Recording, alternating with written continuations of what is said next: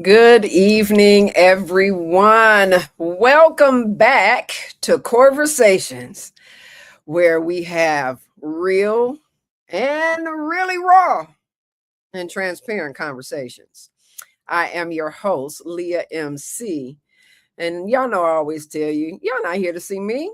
Y'all are here to see the amazing guests that have been welcomed to our show. And so I will not delay because we were just a tad bit late, just un poco, a little bit. But tonight we have someone that I just love dearly. She is an amazing, amazing young woman. I call her my Shiro. Yeah, she's younger than I am, but it's not all about age sometimes. It is about how you show up in the world. And so tonight we have our mayor of the city of Ypsilanti in Michigan. For those of you that are watching and you are not from here, we have Miss Nicole Brown. Welcome. She's Nikki to me, y'all. Welcome, I Nikki. know, right? I know, right? Hi. How are you this evening? I'm well. Thank you. I'm excited to be here. Oh, I'm so glad that you obliged and said that you would join me. I know that you are out and about and a super busy woman. And so for you to take out this time to sit here with me this evening and have a intelligible conversation, right? I am truly, truly grateful. So thank you again from the bottom of my heart. Yeah, of course. Anytime, anytime. So here on this conversation on COREversations, we look at going deep, right? Looking at the center of certain situations. We may be looking at the center of just the person. And so tonight on COREversations, my desire is for us to take a look at being a Black politician in America. It is the 4th of July weekend coming up. I don't know. What does that mean to you? It's the 250th anniversary of America. Okay. And that's what it means to me. Look, so we honor what it is, right? By definition, that's where we at. Yes. Okay. I love it. I love it. So again, looking at this as the 4th of July weekend edition, like I said, we want to delve at being a political figure in America that oftentimes is, not as welcoming as we would so desire. And that will be kind of the meat and the bulk of this conversation. But before we jump into that, I need to know a little bit, and I think your guests need to know a little bit more about who Nikki is. So, who is this beautiful little girl here playing with these little balloons? Birthday. That was my birthday. Well, wow. I love this picture so much. I think that's my mom's hand or my aunt's hand in that picture too. So I am a young lady who was born to Dominican parents. So I'm first generation American. Okay. I, I I'm looking at my eyes in that picture because I feel like I've always been really inquisitive and Mhm. I notice things. Mhm. I am a lover of life and fun and people. Mhm. I like to be connected to good people and I like good energy. My eyes light up when I feel a really strong and warm presence. And so, I like to be in community with people. Wow. Um, Yeah, yeah. I Mhm. You want me to go into like, Yeah, upbringing? Where I you mean, when I want? look at this, right, I'm looking at a beautiful little girl, right? And like you said, the eyes are just really not even on what someone else is trying to get you to focus in on, right? You're looking at the greater and the broader, right? Kind of Yeah. environment. So have you always been one that is able to look beyond what might be in your face, right? It's like directly, but to see the bigger and the broader picture, even at a young child. You know what? I've been told that is how I've always been. I distinctly remember a story where my mom tells me that they didn't have to teach me how to spell, for instance. Like we were driving down the highway one day and I just started saying the letters in the words passing the airport. And I always ask her, I'm like, are you for real? And she's like, yes, we don't know how you learned how to spell that word or even how to say it, but you did it on your own. I think I've always been inquisitive. I've always wanted to understand. I ask a lot of questions, maybe annoyingly so to some people, because I want to know why. I've always wanted to know why. Yeah. I've always wanted to understand. That really means a lot to me. Yeah. I did some training in like the Enneagram, Did and I you? am yes, and I am a one, a Okay. type one, the Mm, reformer, right? So I am someone who believes deeply in principle and again, why we do what we do. And when I understand why I do what I'm supposed to do, I'm gonna do it that way. I'm kind of a rule follower. I want to make sure that people understand that I respect their boundaries, what they're asking me for, those kind of things. So I've always been kind of just, I want to know. I want to know mhm. why you feel the way you do it. Not a Well, surprise I landed in mhm, social work and mhm, therapy, but no mhm. one could have told me I was going to do that either. I didn't know it was going to lead me there, but it makes total sense now. Um, and yeah, I think I was big fun in this picture, big fun. I love it. I love it. And it might just be the angle that they caught you at, right?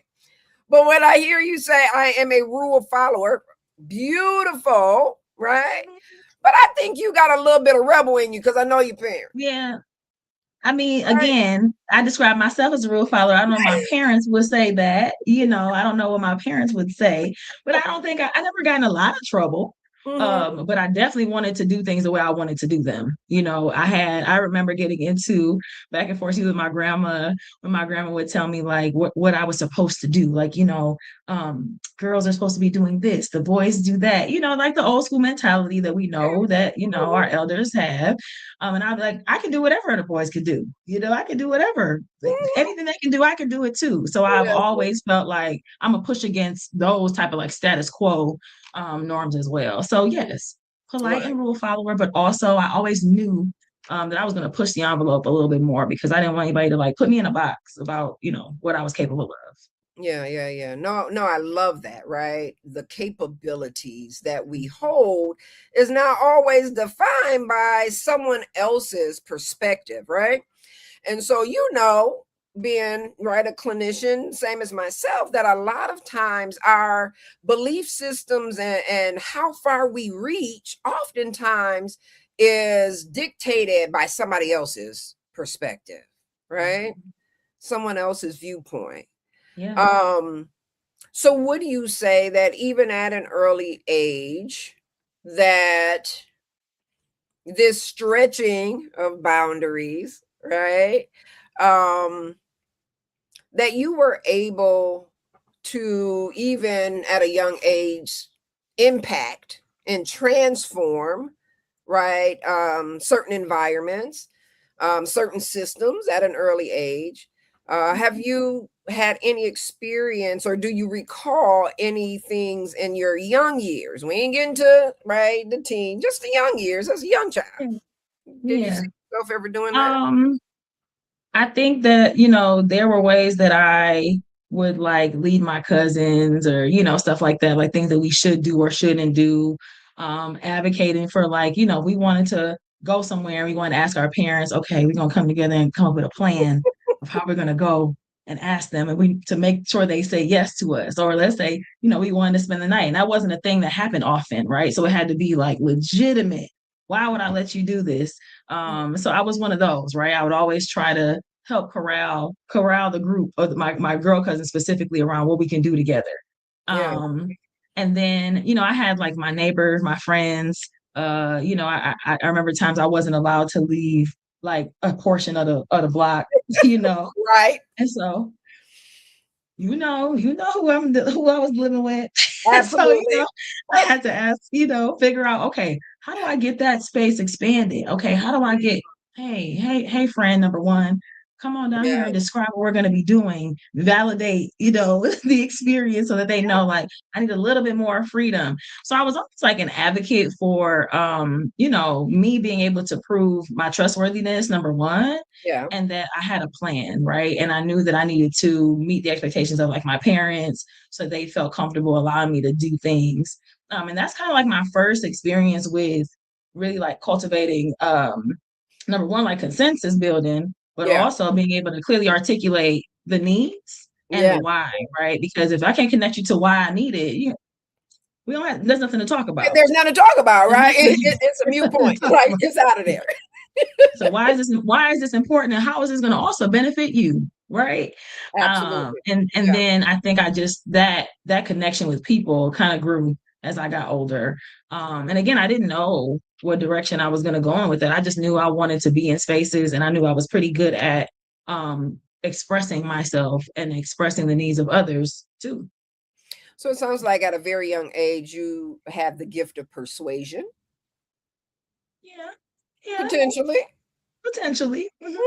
And you were able to coalesce individuals and bring them together, right? Yes. To be able to move forward with whatever the plan was that you all found was needed and necessary at that time. Oh yeah. Oh yeah, for sure. With my brothers as well. Like, um, I have an older brother, a younger brother who I lived in the house with for the brunt of the time. I have three elder brothers, but there was such an age gap. I didn't really spend as much time with them in the house as I did with my two brothers. And so Mhm, we were all very different. I mean, my younger brother and I are almost 10 years apart. mhm, So my older brother and I are 5 years apart. So we had a lot of time we got to work together on things. We're very different people.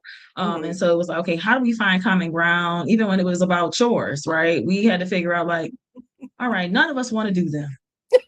Who's gonna do what? What are you good at? All right, fine. You like going outside. I don't want to be outside. I like washing. I like water. I'll wash the dishes. Like it was always us trying to just figure out how to work better together. The one Yeah, thing that I do recall, like my parents always saying, is that my siblings and I never fought. mm, Right. I know it's hard for people to believe when we say that, but yeah, literally from day one that I can remember, we were always trying to figure out how do we work together because we felt like it was us against them sometimes, you know? listen, that's how it And is as kids in the household. The parents have us, they lay the law, right? mhm, They're laying that law, and you have to find the way of how to survive in that space. And sometimes yes. you can't always do it alone. So yeah, Yeah. So respectfully, right? Not that there was yeah, no disrespect involved, but it was like, okay, we know they want us to do these things.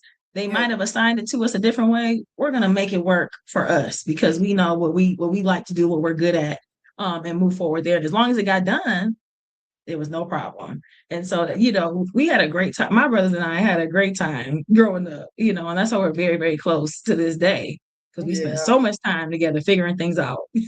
No, I love it. I love it. Mhm. Problem solving, strategic, right? Critical thinking skill. Like I'm just seeing from the picture that you're giving how you could really be showing up in the space that you're in today, because the reality is or let me ask you this question, because people often have this conversation of, are leaders born or are they created? What do you think? I actually think it's a little bit of both. Okay. I think that some folks are born with that spirit that, like, you're unafraid to take the lead or to step out front. Like, that doesn't really bother you. But I also think there are components of leadership that you have to cultivate and you have to learn. Yeah. Because, some folks have that, I can be out front. I don't mind people looking at me, but they also don't know, how to take a step back and listen. And I think that's an equal part of leadership. You can't always be in the front. You can't Yeah. always be doing the talking. You got to also be able to listen to the people that you're trying to lead. And so Absolutely. that's not necessarily a skill that maybe someone who I may view as a leader today may have started out with. They had to learn that over time, that it equally matters to take steps back and know when to lean in, Yeah. and practice that. I Yeah. think, how do you synthesize information? Like, critical thinking is, it's grown throughout life, right? As you adult, and that's what we go to school for, to learn how to process information. I think I was good at that. Again, I like to read as a kid. My parents couldn't punish me because they sent me to my room. That's what I wanted to do. I wanted to go read. um, so that critical thing that you get out of, like, comprehension of reading and really understanding what you're reading, I grew that as I got older. But do I think that I was always someone who wasn't afraid to kind of jump out and take the risk? Yeah, I can't remember a day when I didn't have that in me. Even though anyone who knows me really well knows that I have no problem being super quiet and saying nothing and just observing the room as well. I always say, like, I'm an extroverted introvert. Like, I learned the How to extroversion be. part, right? I Listen, learned. me too, Nikki. Like, people don't understand. I'm really an introvert. Because when I go home at night, ooh, the silence, the 20 minutes or less that I sit in my car before I go in my house, It's where I healing, just turn, isn't it? where the complete silence that I need to just, like, recalibrate my body before I transition into home. I need that every day. And it's mind blowing to some folks, because they're like, oh, you do this all the time, and I'm like, yeah, and I'm drained afterward, right? And not in a bad way, but just, I've given what I've got to be in space with people and talking and laughing and joking, which I love to do. But by the time I'm done, I'm like, okay. But the beauty is, Teresa talking about neither of us are introverts. Okay. Teresa, listen. I've learned how to operate well as an extrovert. And it's like what Nikki is saying, it's practice how to show up, right? Because just because one may know how to sit and process information and share information when necessary doesn't necessarily mean that is right. You want to be turned on all of the time, but Exactly. we do what we need to do, right? I can sit in my house all weekend with the blinds closed, okay, on And my the lights couch, and have a blast in the dark. out. But also, I know I have to go outside. I know I have to go be in space with people, and I love that too. Yeah. But I know, again, people who know me like Teresa will say I'm not an introvert, but really and truly, the exhaustion at the end of each day is real. Doesn't mean I'm not going to get back up and do it again tomorrow. Yeah. And I love this conversation because it's not often talked about, right? That there are introverts that are literally operating very well in your traditional workspaces as well as the non-traditional. And it might be difficult for them sometimes, or they just need accommodation. And that accommodation for a lot of introverts may need to be. I remember when I was working, Nikki, at CMH, I had to go and ask for another room by myself. They were like, what's going on?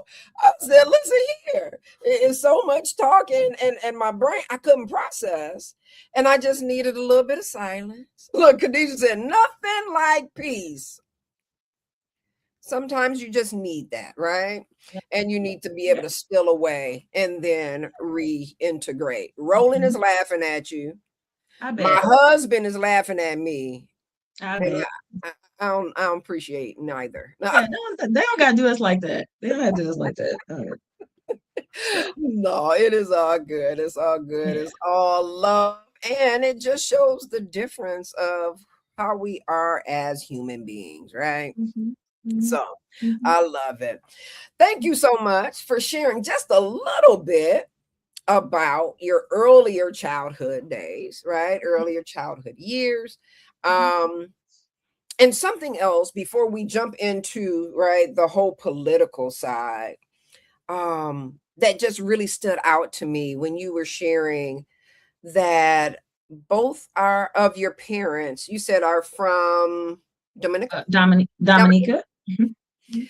And so just what was it yesterday the Supreme Court ruled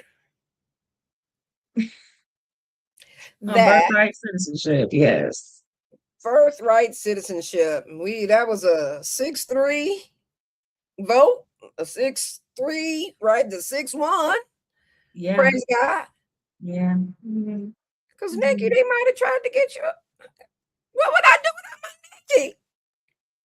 Listen, that I just I think about that often, like what would my life have been like if some of the things that are happening now were happening then? I mean, my parents were citizens when Yeah, I was born. They were naturalized citizens, but still they have tried to snatch that away from absolutely. folks, right?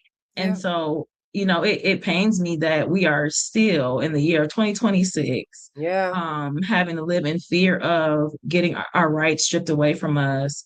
That folks have been living in this country and have to be afraid, right, of being in public or what's going to happen tomorrow, or someone putting forth something that is going to strip me of another one of my rights in this country. And I think it's insane to think that you know as much of a melting pot as the United States of America is, and the fact that this country was built on the backs of immigrants and enslaved people who were brought here against their will, that we absolutely. are still having to have this conversation about who belongs here and who actually contributes to society and should be here. When in Yeah, reality, we all contribute something, right? And that is why this country is supposed to be the greatest in the world. Um, I question that on some days. And that's why, you asked the question about 4th of July. I am very proud to be an American. That's not a question. yeah, I do question the decisions that are made by those who are meant to lead us. And what does it look like in community when I'm walking around and people view me, right? Like some folks don't know if I was born here or not. They ask me questions about this all the time. wow, Some people do know. And so it's like, uh it's really disheartening that I have family members who are currently living in fear in this wow, country, even those who have been naturalized, right? Because we know that that is at risk as well. Um, absolutely. Yeah, and it's sad. It's really sad and unfortunate, and it's wrong. yeah, yeah, absolutely. And I think that this is, a good segue, right, into this being the 4th of July, right? Weekend, this show being the 4th of July edition, and looking at what the 4th of July was really supposed to stand for, Mhm. right? Like this moment of celebration is supposed to be about freedom, And independence, yes. right? And the independence of being able to function, to show up, to operate, to live without someone apprehending or trying to right take something away from you, especially like you said when we were the ones who really built this place. So when I look at it, I often call it look, the show Good Times, we always out here still trying to scratch and survive in America as Black people. Mhm. But we, in doing that, we have began to find a way to put ourselves in the position to at least have Mhm. a voice at the table. They say if they don't want to avail the table, create your own seat, pull that joker up, kick that Mhm. door down, get in there somehow, some way. And Mhm. so, Nikki, you started out in the political field pretty early, huh? Yes, yes. And I never imagined I would be here. The work for me didn't start out political though. I want to be super clear. Like I never had intentions on running for city council or sitting at the dais or being the mayor of any city. Um, So I then what was drew you there? yeah, I was so when I was a younger person and I because I still think I'm young right now. When I was a younger person and my mom moved here Mm-hmm. and I was blessed with, you know, another dad, right, Mm-hmm. in that process. And Yeah. so My moved to buddy. Ypsilanti. Yeah, your buddy, you know, he loves you. Um the first thing that they decided for me, and I would say they decided for me, was Mm. that in order for you to be acclimated to this community and to be doing something positive, we're going to make you get involved in some, you know, some youth groups. There was an opportunity for a youth group that was formed with the Kellogg Foundation, the Ann Arbor Area Community Foundation, and EMU, Eastern Michigan University, Mm-hmm. based on a grant, and it was called Ypsilanti Youth Empowered to Act. And I joined that group at about, I want to say I was, yeah, 14, 15. I think in this picture that I don't know where you found this. Look, In I this told you I picture, was stalking your page. I was 16 or 17 in this photo outside of City Hall. But I joined this group because my mom and dad said so. Mm. And Okay. I met these folks in this photo. Some of them, one, two, three, I I still am close with today. Aaron, Wow. Shamil, Geneva. We are still close today. I still see them today. Um, and that group was supposed to, you know, be the voice for young people in our community. And the tagline was Yay equals youth voice because the next generation can speak for itself. I will never forget it. I still have the Wow. hoodie that we Wow. got with, you know, and I remember the logo was blue and lime green. And it was about teaching us not only life skills, but also marketable skills, and then how to advocate for ourselves in spaces that you didn't normally see young folk.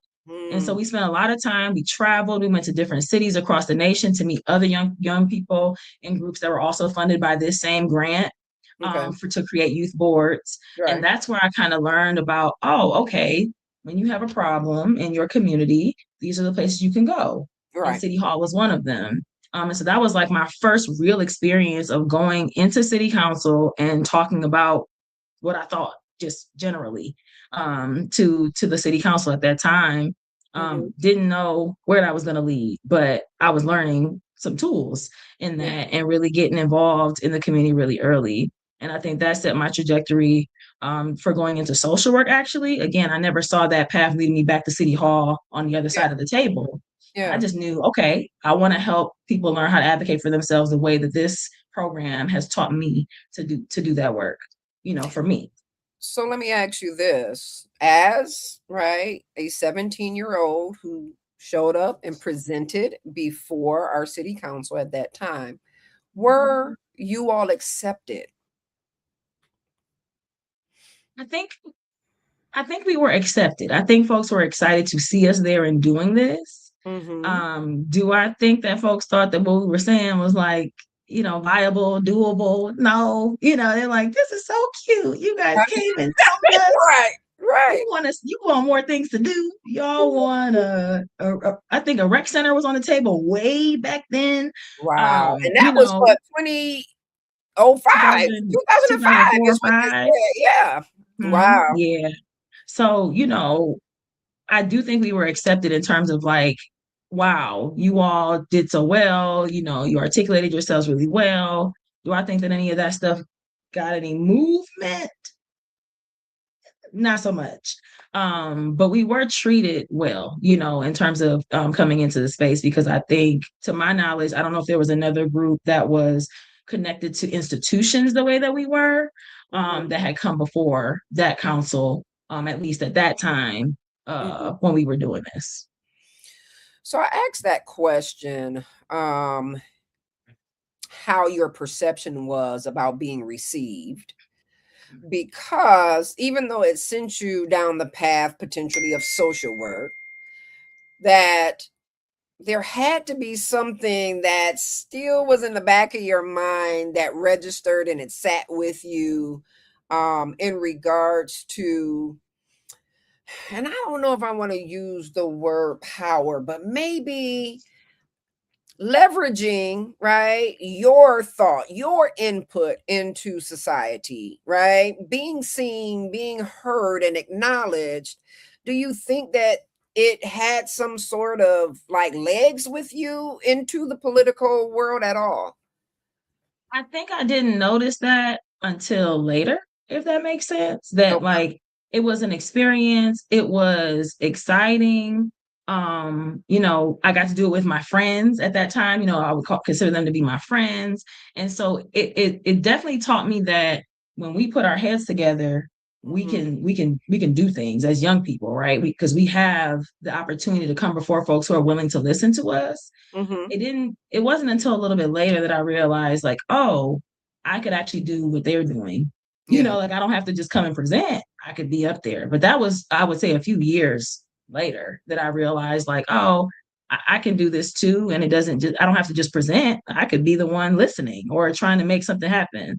Yeah.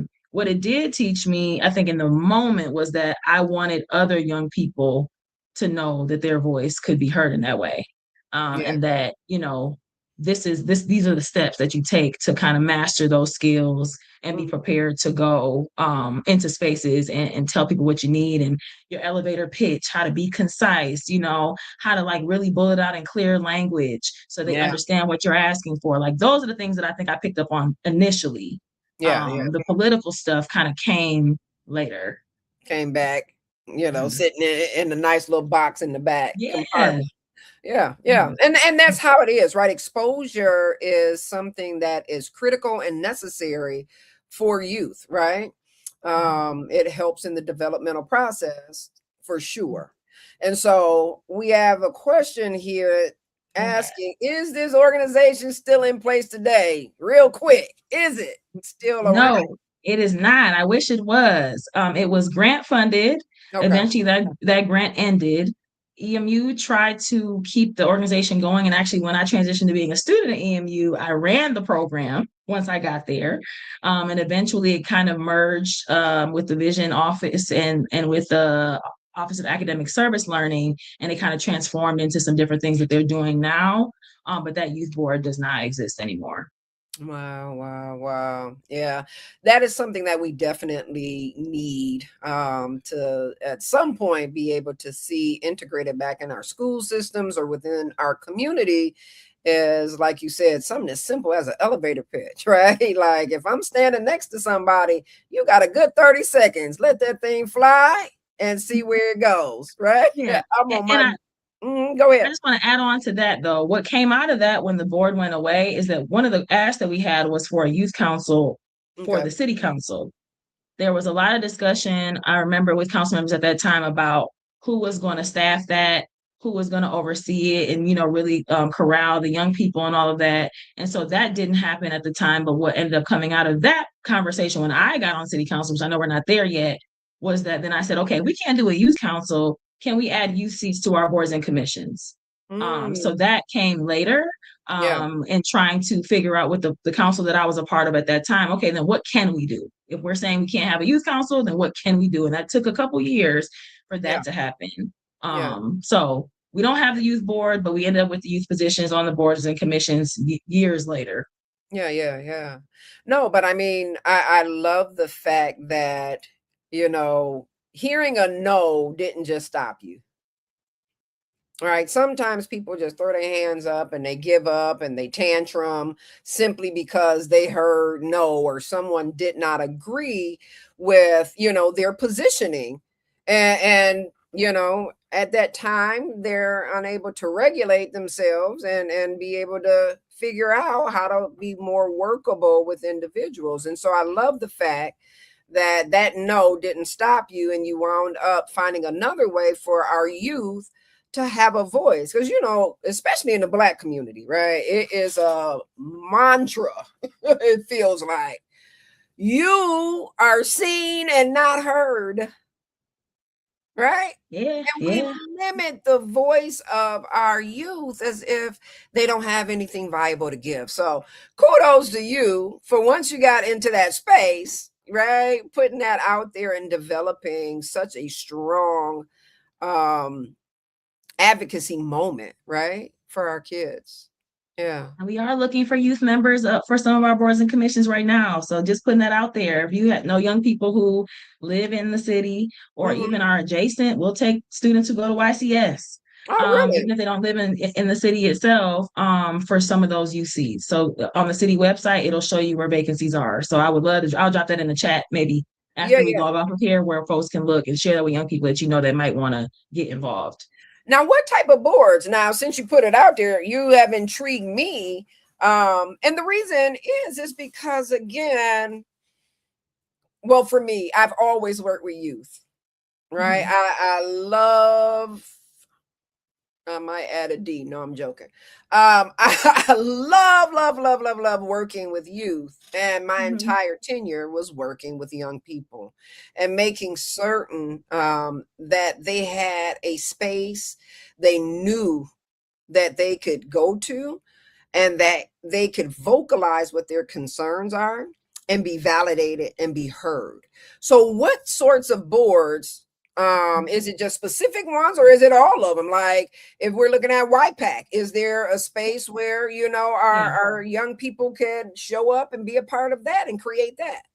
Yeah, so it's specific ones, but honestly, most of them have youth seats. So our YPAC, our Youth and Police Advisory Committee, our Ypsilanti Police Advisory Commission, Okay. our Human Relations Commission, our Parks and Arts Commission, Sustainability Commission. So again, there are several that have spaces for young people to participate. That's amazing. And I absolutely love it. Yeah. Wow, wow. Look, you done got me excited over here. And that's when I say our children need a space, their strengths need to be cultivated, right? And we often just point out the problems that we see in them and we don't see that they're so gifted and so talented. So that yeah, you just made my night. And Yeah. and even in my work as a therapist, I always tell parents when I work with them, I Mhm. remind them that, we are not raising children, we are raising adults. Yeah. And so we have to give them the tools to be, active adults in the community. And so even on these boards and commissions, the idea was that while you may not be a voting member because you're not a qualified elector, you're not 18 and above, you have something to add to the conversation and dialogue that actually may move and can move projects or ideas or things forward, and that the youth do have a voice and they can speak for themselves. And so young people, thank you, Councilmember King, for dropping that link in the chat. That young people can shift the conversation in a way that maybe we as adults are not thinking about because our perspective is different. And so Yeah. it's really important for us to get our young folks engaged. Yeah. No, I love that. And I love to see just the the work and collaboration just right now, right? Like get on in there, make certain that those of you from our listening audience, if you have children, grandchildren, young adults that Yes. have that itch because they want to be a part of something, please do take a gander at that particular link. See what So it's let's like to be on a board, yeah. Okay. Sorry. Yeah. No. I love it. I love it. So Mhm. you made your way to the front door as a young adult, right? Was able to get up, present, right? And then you kind of navigated, he said, into the social workspace. So it sounds like you kind of went along your educational trajectory. And so where do you have your educational, degrees from? And again, what are they in? Yes. So I have a bachelor's of social work. Well, it was a bachelor's of social work and communication. I was a double major in undergrad, and my master's of social work, both from Eastern Michigan University. Mhm. Okay. Okay. So give or take, maybe about what, 5, 6, 7 years, give or take? Yes. Yeah, yeah. Give or About take. five, six. Mhm. Okay. And I ain't gonna bring this picture up just yet. I'm gonna sit it to the side because Uh-oh. when I say woo wee, proud. But were you still in school when you decided to run for city council, or had you, made it out of school and was, deeply into the workforce? Yeah, I was not in school. I had graduated with my bachelor's at the time. And when I graduated from Eastern, my first job out of college that I got was at Ozone House, the drop-in center in Ipsy. And I was hired as the outreach coordinator. So my job was to oversee the peer outreach workers, or the POWs. Okay. And I got to kind of extend some of the work that I had done with YYEA and this community youth mapping program that I had done when I was working for academic service learning at Eastern, where we would take the POWs out to the community and we're identifying safe places, safe spaces, job opportunities, and things for young people in the community. And we were to bring that back to share with other young folk. Okay. And I also took that group then, now as the adult, Mm-hmm. Yeah. um, into into City Hall to talk about what we identify in the community. And so in doing that, I was all over not only Ypsi but Washtenaw County. I was driving teams around in a van. We were going to all the pockets because there are young people everywhere. It wasn't just Yeah. an Ypsi program, Yeah. but most of our time was spent in Ypsi and those surrounding townships that touch downtown because the drop-in center was downtown. And I was approached actually by our former county commissioner, who was before a former city council member, Okay. Ricky Jefferson. I always give him this credit because I'd never considered running for city council. Yeah. He called me up and said, "Hey, come have breakfast with me. I want to talk to you about something." Mm-hmm. And said, "I think you should run for city council. I have to leave. I'm moving out of the city. I can't run again. And I've seen what you've been doing. I've seen you since you were a young person coming in there, and I think we need a younger voice at the table as well. We need some more youth, Yeah. Yeah. and you should think about this." And I originally said, No, I'm okay," you know. Right. Right. But we continue to have dialogue. I talked with my parents. Again, I'm a praying person, so I prayed about it. I did what I needed to do for me in that moment to figure out, is this the right thing?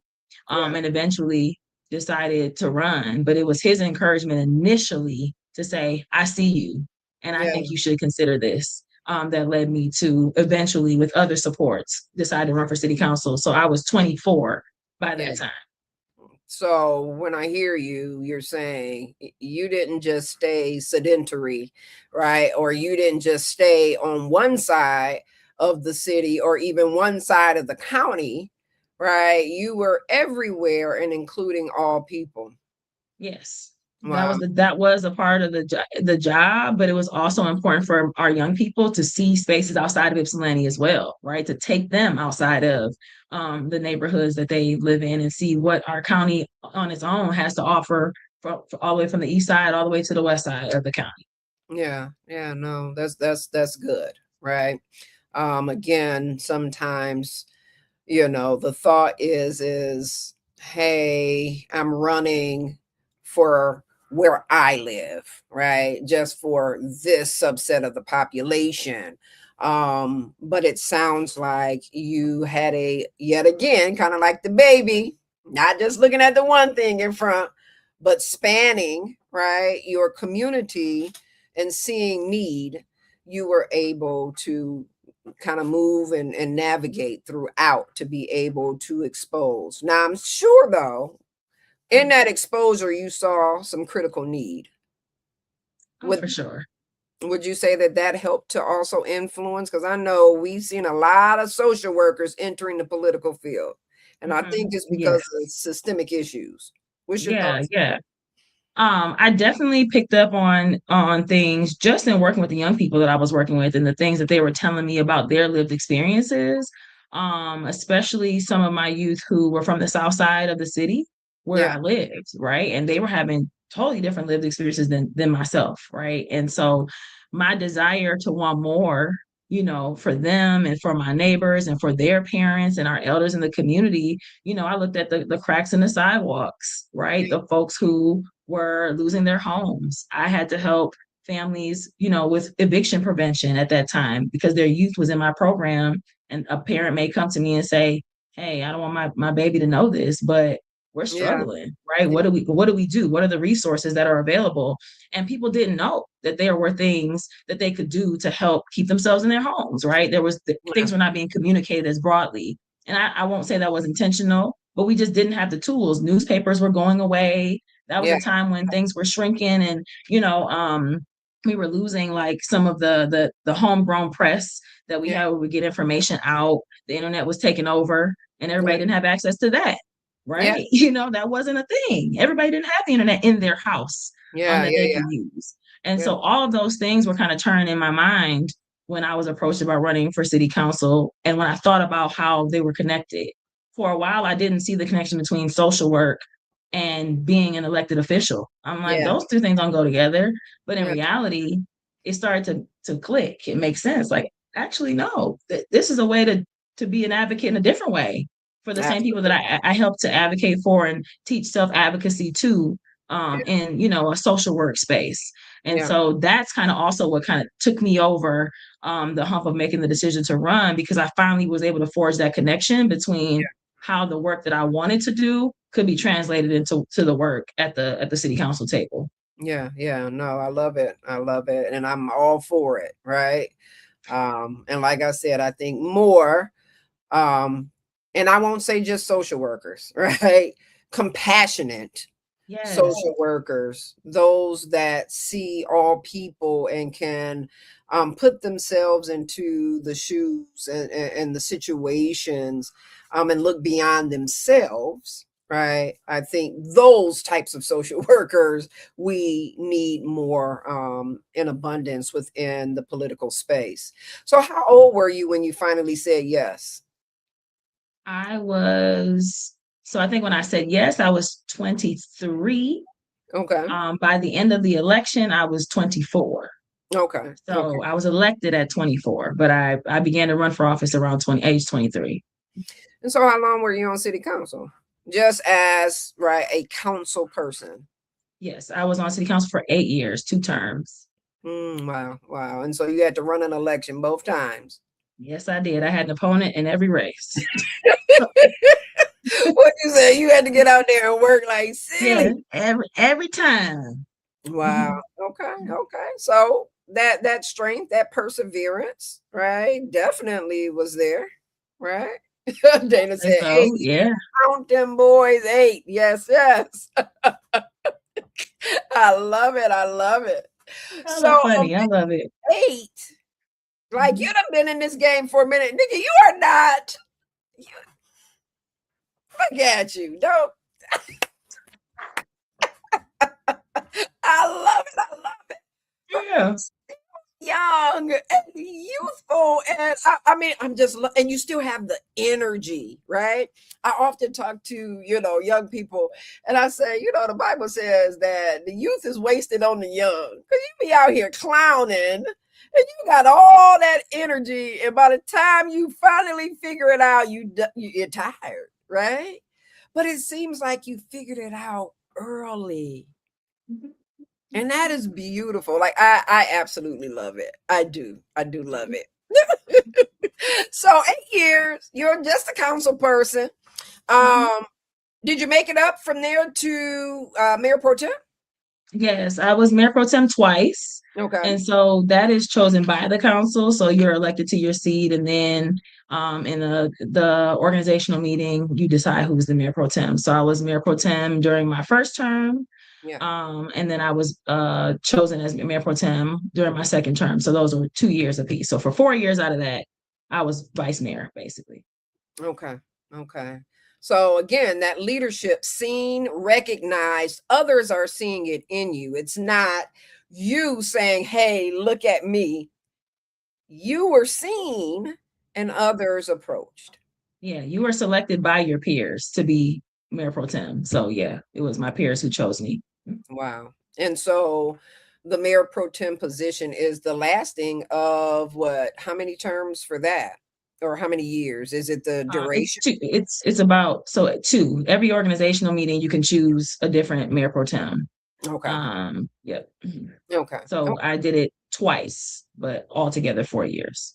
Okay. Okay. So second in command, and then there became this desire, it seems like, to run to be the helm, right? At the top of the city. Talk to us a little bit about what was the motivation there? What was the desire? Yeah, so we talk about creating space for people, and we talked about creating space for young people. And for me, one of the things that I thought about during my second term, as it was, kind of winding down in that third year, and I'm like, okay, I got 1 year left. What am I going to do? I always felt like I didn't want to stay and occupy a space forever. Yeah, I'm like, I need to create space just like someone created space for me. And absolutely. so my decision, if I'm being very transparent, was either I wasn't running again or I was Mhm. running for higher office. Okay. And not simply that, but that I had vision, right? I had ideas. There were things that I think that I wanted to help us steward and continue. Okay. And so it was either I do it in community or I do it as the mayor, because I felt like it was very important to give space on that city council day as for someone else to have an opportunity like I was given. Yeah. And so that's kind of where it came from. There were things we were in the works that we were doing as a city that I felt, I wanted to help shape with my colleagues in a different way. And Yeah. so I decided that I was going to run for mayor after being encouraged by a number of people Okay. who felt like this was the right time, and that was in alignment with what I also think I was feeling in my Yeah. body. Mhm. And I think I had a lot of uh, different things converge on each other that made it feel like, oh, yep, this is the moment. Right. And so decided to run to represent the city that I love and to continue the good work that I felt was happening, in the city and the momentum that we were building. Good, good. I love it. I absolutely love it. Now, when were you elected as the first ever elected Black woman of Ypsilanti, Michigan? And I got to say it, right? Because I just got to say it. I got to be me. When I was coming up here in Ypsi, all I heard, because, my mother worked for the city of Ypsilanti Yeah. for 30 plus years. And Mhm. all I heard was Ipsy Tucky. Ipsy Tucky, right? I've heard it too. And that was the name, right? That was given. It was as if, just like we say, it is um not one Washington County, but two different ones. Like there's the northern, I mean, not the north, excuse me, the west, yeah, Western. western and the eastern, right? And the Mhm. eastern is, oftentimes overlooked. Well, the same was going on in Ipsy.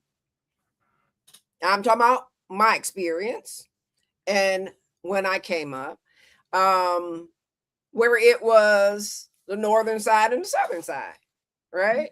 And that there was like this split in how, Ipsy was seen, how it was operating. And so my question is, are you from the southern or the northern part of Ipsy? From the south side of You Ipsy. from the south Okay. Yes. I'm from the side? Now south they side. say the south side was the part that got overlooked and that people, would not necessarily hear the voices of those that were from the southern part. And the southern portion of the city, I don't know how it is at this point, but it was predominantly Black when I was coming up. Mhm. And so you coming from the south side of Ipsy, in Ipsy, Tucky, you were elected, right? That means there is a gifting that you have of being able to bring people together to see vision, right? They're able to entrust you. Because look, we're talking about America. They have entrusted you at the helm to function and to operate and to grow this city, right? What year again was this that you were elected? Was November of 2022. We are 4 years in. I want to bring up something when we're talking about growing the city. Told you I was stalking you. Can you tell us? I'm seeing here $162,870 in this check going. Can you see the picture? Yeah, I'm looking. Yeah, I see it. And the date that I saw was 2022. Mhm. And then there was another picture, and it was with Debbie Dingle. It was with the our current city manager there, Andrew Halanga. And for those of you that may not be aware, Debbie Dingle, she is our state rep, right? She No, is our congresswoman. Congresswoman. Lord have Mhm. mercy. Yeah, she is the Congresswoman for Michigan. My apologies, Mhm. Debbie, if you're listening. But okay, so she is our congressperson. Um, but they were there with you, right, Mhm. at this moment. Do you potentially recall, or if you don't recall this particular, um, you know, check that was given to the city of Ypsilanti to do some sort of a project there, can you at least share with us some of the wins that you've had um, while you were at the helm of mayor? Yeah. I mean, this check was from SEMCOG. It was for a project within the city um, that we have worked on and completed. Some other wins. I mean, a number of them. So one of them is that we were able to secure millions of dollars for the remediation and cleanup of Water Street, which is, a large brownfield and our largest vacant property. And basically, the one area that we have left to decide what we're going to do with it. And we're in process of doing that right now with the Water Street sub ad hoc committee that is talking about what community benefits we're going to be looking for as we prepare to release a request for questions and then eventually a request for proposal from potential developers or folks who want to do something on that site. We have secured funds in collaboration with the state of Michigan, with our state representative and our state senator for the complete restoration of the Frog Island parking lot, as well as the Cross Street Bridge, which is going to be completely rebuilt in the coming years. I believe that project is slated for 2027. Again, dates sometimes kind of ebb and flow depending on some of the partners that we have to work with in order to get them going. We have brought on over 350 units of housing in the city of Ypsilanti, affordable housing. And so that is between the Huron Vistas, Dorsey Estates. We have the Avalon project, which is permanent supportive housing that we're hoping to cut the ribbon on in September, but they're accepting applicants right now for those apartments. We have supported our senior center, Park Ridge Community Center, the Rutherford Pool. One of the things that I was able to help lead in the community, well, with the council, is our mini grant process that started way back in my the second half of my first term on city council with former mayor Amanda Edmonds. We collaboratively worked to start setting aside money for youth serving organizations to support young people in the projects that they were working on in the community. I helped to lead us through launching RX Kids in Ypsilanti, which is one of our most recent health equity projects. We saw what was happening in Flint, and I had the opportunity to chat with Mayor Neely, and then some of our staff was able to get in contact with Dr. Mona to see how we could do that here in Ypsi. And myself and staff worked really hard to secure the matching funds to get this program off the ground so that we could help expecting and new moms in our community because we recognize the need. especially with housing being a crisis in our community, that if we could help to offset any type of burden that was, or something that was cost prohibitive, whether it means paying a utility bill, buying diapers, helping to purchase formula, milk, or if this means putting money towards your rent, it's a cash prescription that we don't get to tell you what you get to do with that money. You are able to decide what you need most for you and your family and your newborn, and use it for that, so that it frees up cash for maybe another need that you have with your family or in your household. So really proud of a lot of those things. I mean, yeah, we've secured, again, millions of dollars in support, and that requires a lot of work. It's not simply that we hire somebody who goes, and brings back the dollars for us. I would often tell people that, I've become a lobbyist in a sense, right? I have to know how to go and advocate for our community in Lansing, in DC, with our state rep and our state senator, with other partners, to talk about, what does Ypsilanti need and why they need to focus on that and why they need to support us.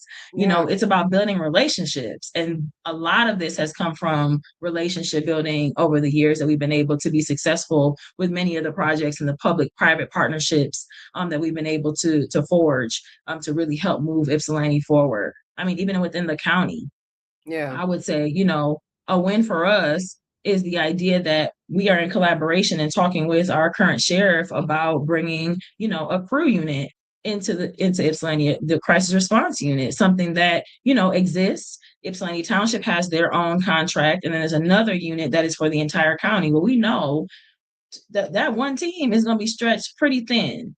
And so, talking and trying to understand what it would look like to bring a crew unit to Ipsy. How do we make sure that people understand how to get in contact with the crisis line, the 24/7 crisis line, with the PAC team for our unhoused population? We were talking about diversion just almost 2 weeks ago, relaunching the LEAD program from the sheriff's office and using Ypsilanti as the hub for that, so that we can prevent people from, entering the carceral system and giving them choice, right? Like if there is a low level offense that occurs, you can choose diversion instead of being charged with this offense, and you have the free will to do so. So, I Yeah. mean, I feel like there are wins in across the board in different ways Yeah. that we have accomplished as a council, and I've had the opportunity to really be deeply involved with so many of them, working really collaboratively with not only our city manager, but many members of council, of course, to make some of this happen.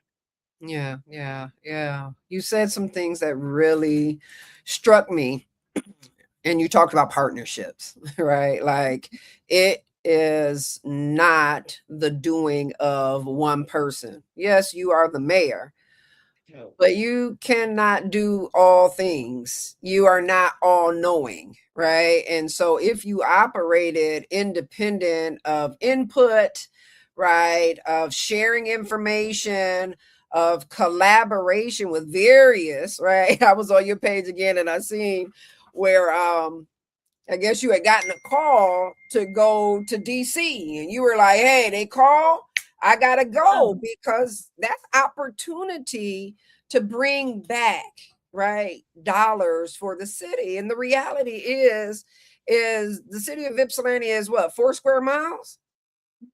So that means it's not a whole lot of revenue that can be, driven into the city without being able to be a workable individual, right? And partner with various entities throughout, honestly, the nation. Absolutely. I mean, I have spent time all across this country advocating for Ipsy and also trying to shine the light on Ypsilanti, because I think we are the leader in a lot of ways for a lot of things, and people don't often know that. Yeah. I have presented to, I can't remember the acronym, but the Leadership Council of Law Enforcement, about city manager and mayor relationships, and relationships with, chiefs and mayors, and how do Yeah. we make that work? Because I was chosen as an example of how it goes well when you have folks who are willing to listen and work together, even amongst difference, right? And difference of opinion. And Yeah. so the job I take very seriously, because I know that everything that I do reflects back on this community. Yeah. So it is my job to put my best foot forward, but also to come back with wins and results for this community. And so everything is not always perfect. You don't always get what you want, Yeah. but the more often that you are in those spaces and you are really advocating for your community, for your city, for the people who live here, who elected me and expect me to do that, the better. Right. Yeah. And so we throwing us out into all types of things, trying to make sure that we come back with what we're supposed to get. Listen. You Yeah. got to bring it back on home. I love it. Yeah. I love it Yeah. because without that drive, which I think that you got very early on as a young person to go and knock on some doors, right? Unafraid. And to show up in some spaces that may or may not be welcoming, it seems as though you have not given up. I'm You about need to to go sneeze. I'm sorry. for a minute. No, it's okay. I'm about Look, to sneeze. And now if it's it not happened, coming. y'all, Oh, is human. Guess what? I love this because she's a human being. and And now it's not coming. look, Oh, here we go. I, Sorry. Sorry. I knew it was coming. I knew it was coming. I absolutely love it because yeah, the whole premise of really wanting to do this show is to let people see that you are a human being. I really am. I'm very normal. Yeah. I literally live I live next to my neighbors. I'm not like behind a gate. I don't get a we don't get a house for the mayor or anything like that. I am one with the community and I try to show up and show people that. So I go to as many things as I can because I want people to see me and know that like, yeah, I am very proximate to the issues and to the people. And that I am, one call, one shoulder tap, one text, one email away. So when you say you proximate, you get down and dirty. I do, I do, I do, I do. I get down and dirty. I do park cleanups. I saw, I usually don't respond to things that I see on social media, but I went out I sit on the DDA and we had an outing with the Shine team, and folks I were see. like, "Oh, she just posing for the picture with the stick," and I'm like, "Well, yeah, because they asked me to take a picture, but I was actually cleaning up. I enjoyed it. Actually, I was telling them about like how relaxing it was to just walk around and be doing that, and how I want to really join them again. And so I think that it's funny that people think like, oh, it's a photo op. It wasn't. We really went around downtown and cleaned up, and of course our communications people wanted to take pictures of that because it wasn't just me, it was members of the DDA as well. But I just laugh at those kind of comments because people really don't know who I am. I am constantly fussing about people when I see someone throw something out of a window in a car in my city. I know. When I see trash on the streets, I am fussing. And when I see speeding, I am fussing. I mean, I really do care, and I'm in the city all the time, and I'm paying attention to what's going on and trying to figure out ways that we can support and corral some of that. And so shout out to the Shine team because they are doing great work and I really, really appreciate them. Yeah. The downtown area, because I have an office there. And the downtown area looks good, right? I don't see trash, in abundance. Of course, we have to be realistic as human beings. People are going to be people, but you got to give people time to, right, find and see it and pick it up. Like if it's days and days and days of this thing, okay, I can see where the complaint might come from. But give them time to get over there and pick up the little piece of paper. It's going to be all right, right? Yeah, the Shine team is phenomenal. And I mean, they are really helping and supporting in that space. And I'm very grateful for the partnership with them. I love it. I love it. I want to ask you this, Nikki, and we're about to start to kind of land the plane a bit because I honor your time and all that you're doing. I'm pretty certain that this has not been an easy road as a Black woman, as a young Black woman in a space where, Black people often were not allowed to frequent, right? And we still have a very difficult time. Like I said, that whole scratching and surviving, like we out here really in the trenches trying to make certain that a voice to our community is had, right? And again, we know that you are the voice of our people within your city. But I want to just for you to be able to share just a bit of the obstacles that may stand in your way. Um, being a black woman, right? Looking at where we are, looking at right DEI being cut, everything. And I gotta be real. I go on these little Ipsy discussion pages and all of this stuff, and as soon as they see, a black elected official or someone black that has made it into a space that they feel that was undeserving, the first thing come out of their mouth is oh, this is a DEI hire, right? Oh, this is, because something other than the fact that you may have the skills, right, and the expertise and the insight and the creativity.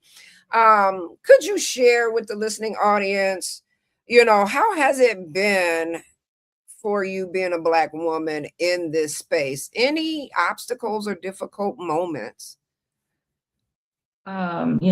What a loaded question, because we could have a whole nother hour just about this. And I'm coming up on 12 years of doing this work. Mhm. That's a long time. Yeah, And there have been many obstacles. I think early on, the main thing that I would get was that I was young and I didn't know anything. yeah, So there was no possible way I could do this work, because I don't understand. I haven't lived enough. I don't know enough. And I think I was challenged in that way because folks they didn't know what I was capable of or what I was going to say or do. yeah, yeah, And then when I showed up and I started to speak and I did my homework, number one, because I made sure, because I knew I was being counted out, that I was going yeah. to understand what was going on and at least catch up to the best of my ability. I Mhm, shocked a lot of people, including my own colleagues. mhm, I remember getting an email from a council member who was typically viewed as maybe more difficult. mhm. And it was late one night after a council meeting, and I can't remember exactly what I had said or done in the meeting. And he emailed me and said, the more I listen to you and the more I see, the more I start to like you.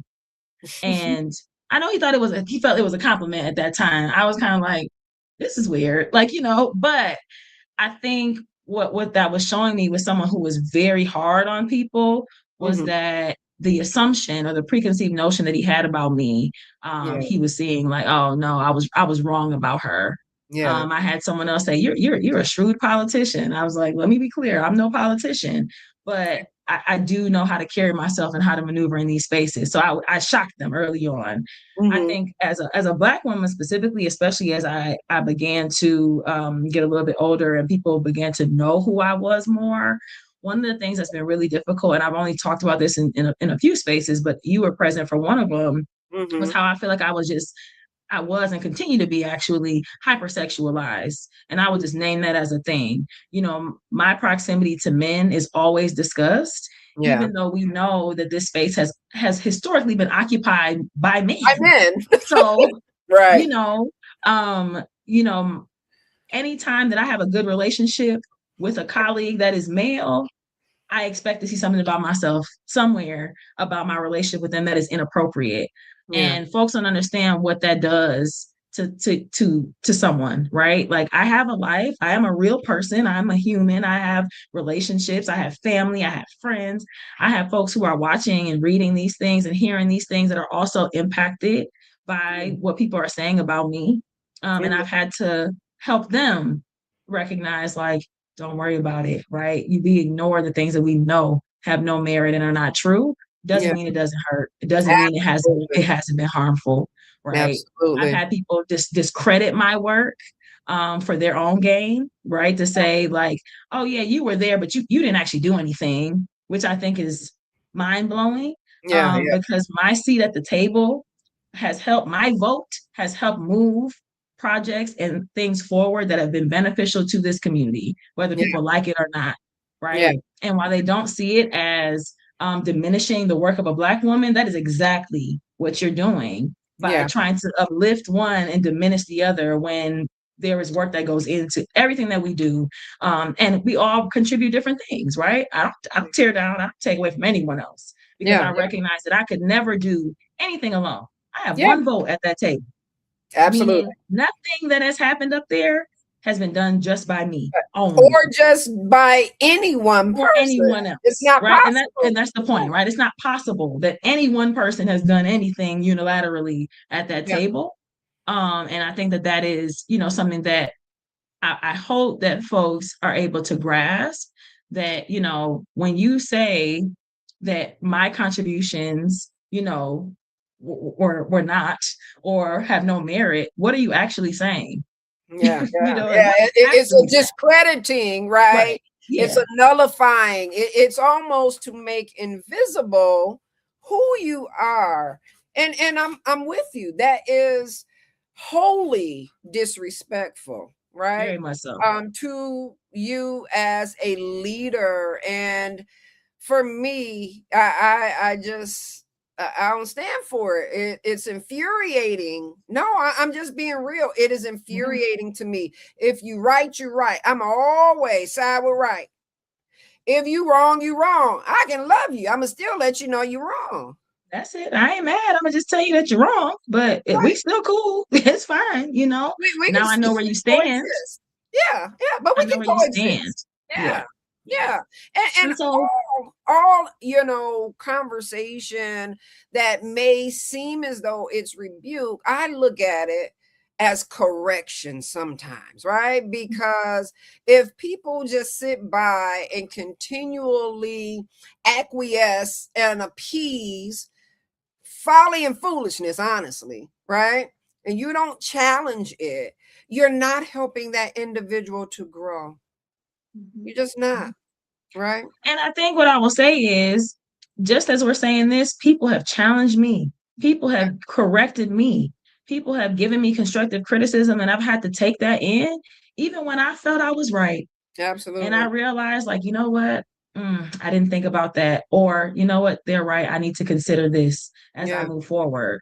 And yeah, I don't take it personally. I recognize that again, that is the true test of yeah, if you truly can lead, right? Is if you can hear something and change your mind, if you can be okay with being called out and being wrong. And yeah, I know I've been wrong. There are times I've been wrong, but there are also things that I've done and I know I've done right. And I think that it's fair to say that both things can be true, that no one's perfect.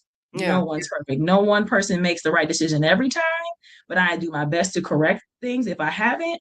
And I'm definitely going to stand for the things that I know that I have done well. And that's all I ask, right? From folks. So these past 12 years have absolutely been a doozy. listen, I I'm gonna have tell seen you. things. I have seen things that I know some of my predecessors have never experienced, right? In the time that I've been in this seat. I have But, had, mhm. I'm sorry, and No, go I ahead. want to name this one because I have had active death threats against me. I have had people create images of me and put my face on other people's bodies and over again hypersexualize me and my body. I have had people call me the types of names that I would never say on this podcast behind a keyboard, But right? listen, or at the look, Or at and the I'm gonna meeting, name this too because or at, mhm, not long ago, we talking a couple of months ago, yeah, that's true. correction had to be made because how do you call people goofies? That is not okay. It's No. not Mhm, okay. And I'm mhm, mhm, glad that at a subsequent meeting thereof, there was correction that was given broadly.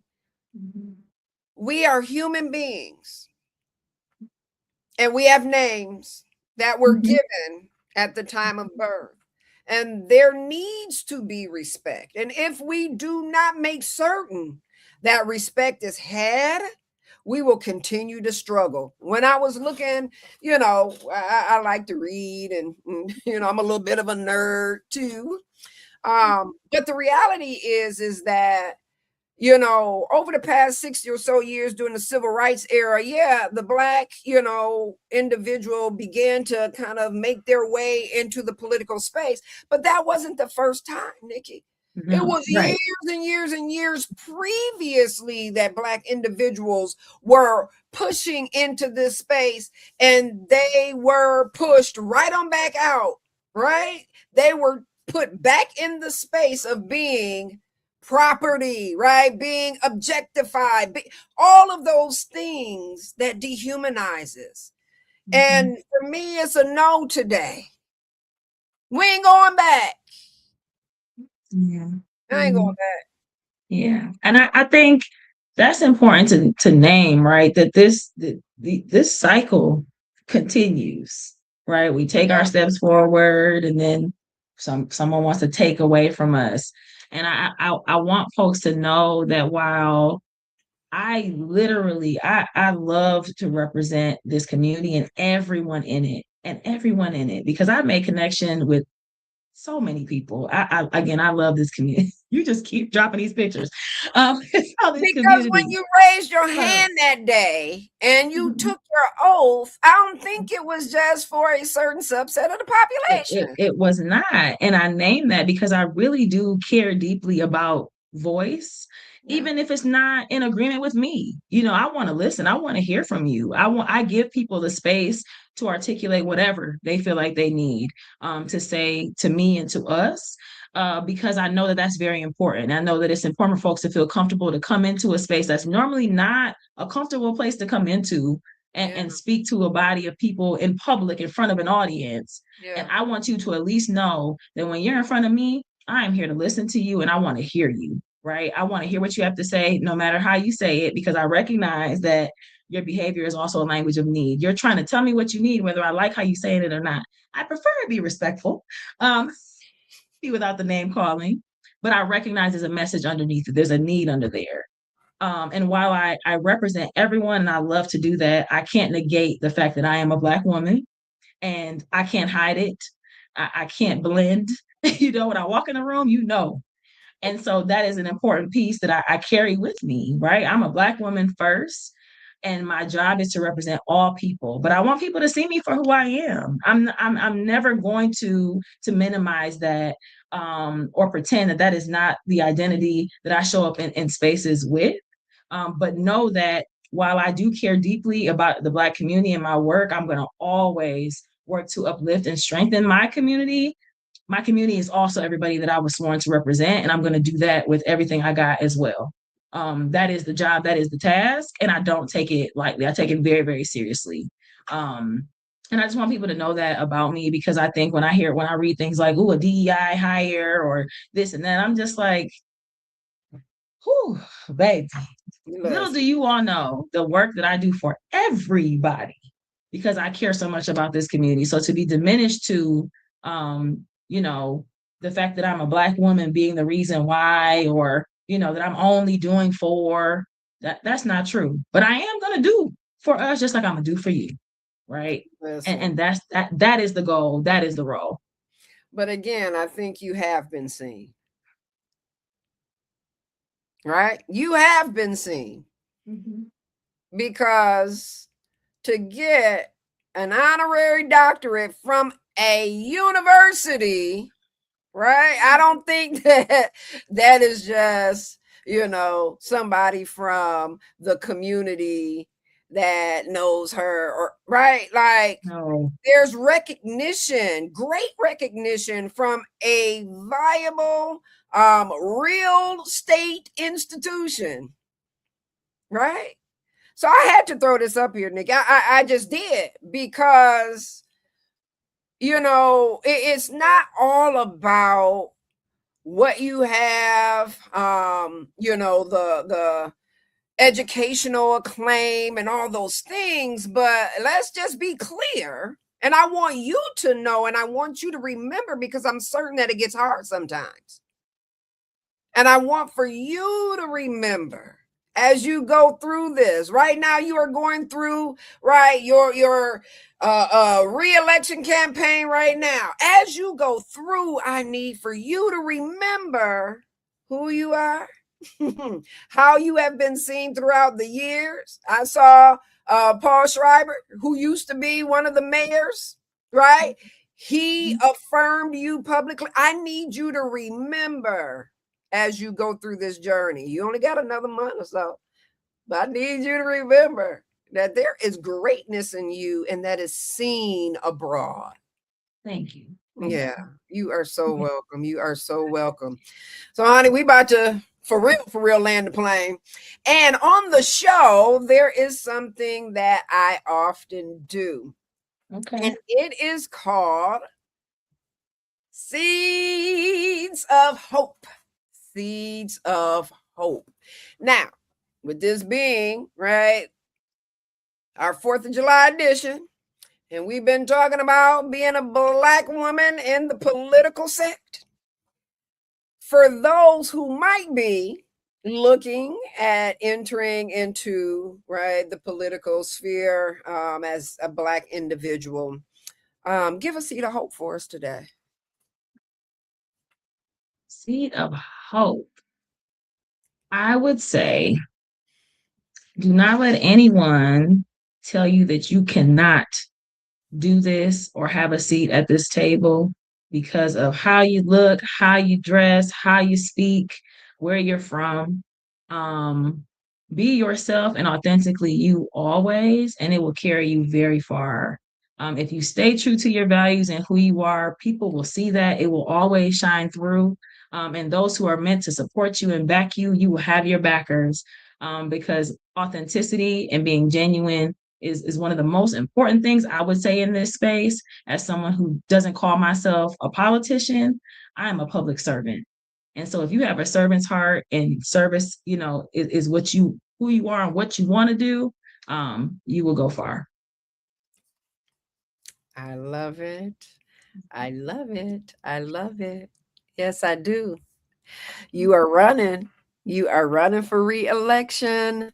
And when you say that support, oh baby, look, you got your backers. You do. You do. I had one question that just popped up in the chat though. And the question was, give us a continued vision that you have for the city, and then we're going to close on out. Yeah. My vision for the city is that anyone who wants to be here already lives here. Um, can do so, can work, can play, can live in this community safely, affordably, be able to afford it, and to be proud that they are from or living in or a transplant to, because we accept the transplants as well, to Ypsilanti. Ypsilanti, I want Ypsilanti to thrive. And I know that we are on the brink of greatness. And so I want to see a community. My vision is a community that is walkable, that is comfortable, that is growing, that is thriving for those who are in it and those who also want to be here. I love it. I love it. I love it. Nikki, thank you so, so Thank much. you. This was so much fun. I'm glad. I am glad that you had a good time because I did too. I love talking to you and picking your brain and kind of looking at how we can best continue as social workers in the field and wherever we find ourselves, right, planted to do the work.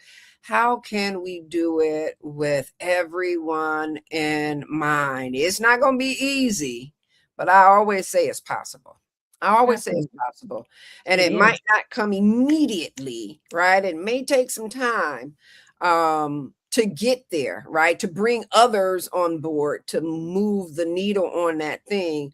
But it doesn't mean that, right, you're sitting or, whomever is just sitting and doing nothing. Some of the work is just thought, like you said, as a young person, strategizing, right? Contemplating, dreaming, making the plans, right, to bring to the table and see if you can get buy-in to be able to move this thing forward. And so I am, again, and you already know, I am totally, totally proud of you and the work that you have done. And I am claiming for you. And this, I'm going to tell you how much I'm claiming this because normally I'm going to put up my logo. But you know what I'm doing tonight on this exit ramp? This is how we going to go out because I'm claiming a win. claiming a win. Come August, what's the date? August 4th. Okay. Vote on or before August 4th. Yes. On or before, because we look to see you right back in this posture again. Everyone, thank you so much for your time and joining us this evening on COREversations. I am your host, Leah MC, and I will see you. Look, y'all, next week is my birthday. So y'all better come ready to celebrate, love. We gonna be up here. Yeah.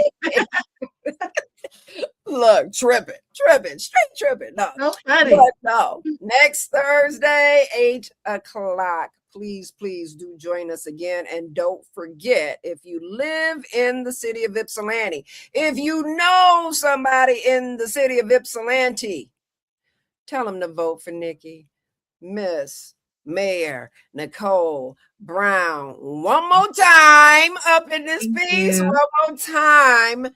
You all do have a beautiful, blessed night.